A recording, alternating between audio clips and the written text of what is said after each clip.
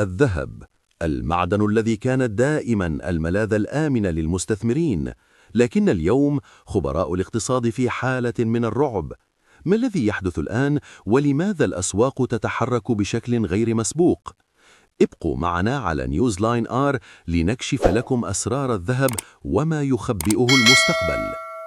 في الأسابيع الأخيرة شهد الذهب تقلبات غير مسبوقة. الأسعار ترتفع بشكل صاروخي وتتذبذب بين الصعود والهبوط بشكل مفاجئ. المستثمرون يشعرون بالذعر، والخوف الأكبر أن هذه التغيرات قد تشير إلى أزمة اقتصادية عالمية قادمة. لماذا يخاف الخبراء؟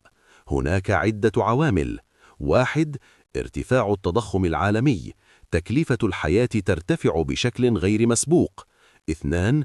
السياسات النقدية المتقلبة، البنوك المركزية تتخذ قرارات مفاجئة تؤثر على الذهب مباشرة. 3. الأزمات الاقتصادية المحتملة، الاقتصادات الكبرى تتحرك في اتجاهات خطيرة، وكل هذا يجعل الذهب متقلبا وغير مستقر. المستثمر العادي أيضا يجب أن يكون حذرا، فهل الوقت مناسب للشراء أم أن الفرصة قد تكون فاتت؟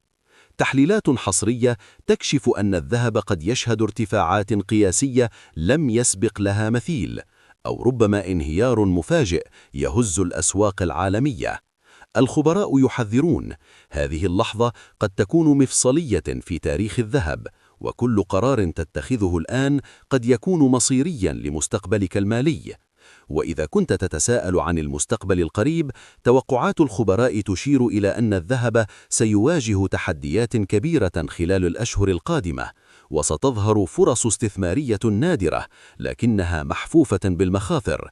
لذلك لا تترك الفرصة تمر دون متابعة مستمرة، لأن الأسواق لا تنتظر أحداً.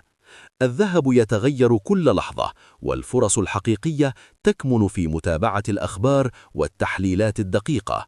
ابقوا معنا على نيوز لاين آر لتعرفوا كل جديد عن الذهب والأسواق العالمية أولاً بأول. لا تنسوا الاشتراك وتفعيل الجرس ليصلكم كل جديد، والمفاجآت القادمة قد تغير مستقبل الذهب تماماً.